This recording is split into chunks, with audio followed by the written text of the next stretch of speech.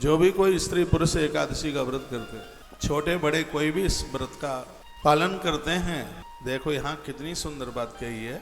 आपने 3 वर्ष यदि एकादशी का व्रत कर लिया और उसका उद्यापन कर दिया, ठीक से आपका यह व्रत हो गया, तो इस ग्रंथ में लिखा है कि यह एकादशी 11 जन्मों के पापों को जला के खाक कर देती है, इसलिए इसका नाम एकादशी। 11 जन्मों के पाप जलाती है एकादशी। और मैं तो आग्रह पूर्वक बराबर निवेदन करता रहता हूँ, यदि आपको अन्न छोड़ने में कोई दिक्कत नहीं होती, भोर में जल्दी जगने में कोई दिक्कत नहीं होती है, क्योंकि कोई भी आप व्रत करते हैं, यदि सूर्य उदित के बाद आप बिस्तरा छोड़ेंगे तो उस व्रत का पुण्य तो मिलेगा, लेकिन पूरा नहीं। कोई भी आप व्रत करते हैं, इसमें सूर्य उदित होने से पहले ही बिस्तर छोड़ना होता है। तो गुरुदेव वशिष्ठ कहते हैं, राजन, यदि किसी ने एकादशी का व्रत एक नियम पूर्वक कर लिया है, तो एक जन्म के नहीं, उसके 11 जन्मों के पाप जल करके राख हो जाते हैं। इसके कुछ नियम हैं। इसके नियम ये हैं कि 1,00,000% द्वादशी के दिन गंगा जल और तुलसी पत्र मुख में जाना ही चाहिए।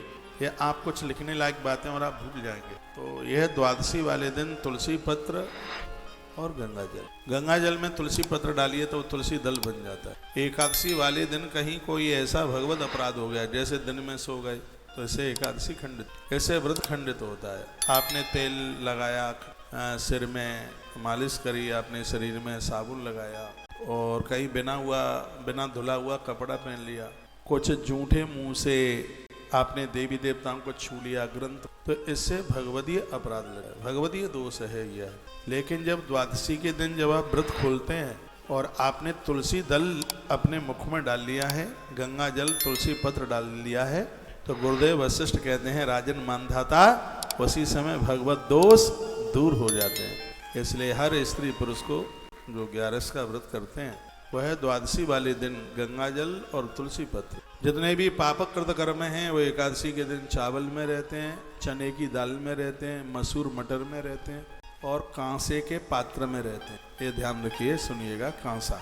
एकादशी के दिन कांसे के बर्तन को ऐसे ही प्रयोग में नहीं लिया जाता, जैसे समझदार लोग एकादशी के व्रत में चावल को प्रयोग में नहीं लेते। द्वादशी के दिन पीतल, कांसा, ये जितने पुण्य हैं वो चांदी इसमें समाहित हो, तंदुल चावल में समाहित होते हैं।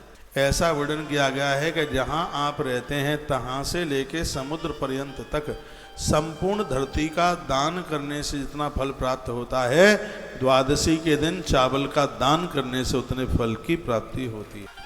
भगवान के 56 भोग प्रसाद को लेने की जो महिमा है, द्वादशी के दिन मुख में चावल डालने का उतना ही महत्व है। चावल घर को अक्षय कर देता है। यज्ञ पूरे नहीं होते हैं तंदुल के बिना, चावल के बिना। तो ऐसी कुछ अद्भुत बातें हैं। वो गुरुदेव वशिष्ठ, मेरे सामने नारद पुराण है, मैं आपको बता तो दूं कि कथा कहाँ से कह रहा हूँ, तो आप कहीं भ्रांति में न पड़े। और मैंने अपनी और भी कथाओं में एकादशी के लिए नारद पुराण के बहुत प्रमाण दिए। नारद पुराण में बड़ी 11 की महिमा का वर्णन किया है। पद्म पुराण में 26 एकादशियों की कथा कही गई है। मेरे पास 3 दिन है, आज, कल और परसों। तो 3 दिन में कुछ विशेष बातों का मैं आपके बीच में निवेदन करूँगा, और वह आप टकटकी लगा करके आप सुनते रहिएगा।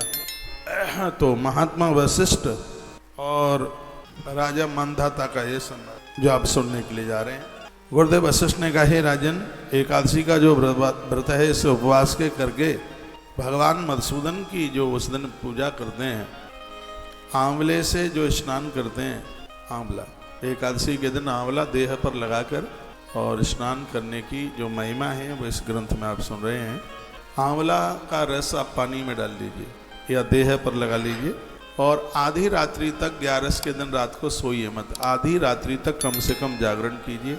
वह व्यक्ति अपने संपूर्ण पापों से मुक्त हो जाता है। कितना भी बड़ा पाप हो, 11 के दिन आधी रात्रि को जागरण, एकादशी का व्रत, और बाल्टी में जल में आंवला डाल लें, आंवले का रस डाल लें, उससे स्नान करें, तो कायिक, वाचिक और मानसिक 3 प्रकार के पाप जल करके राख हो।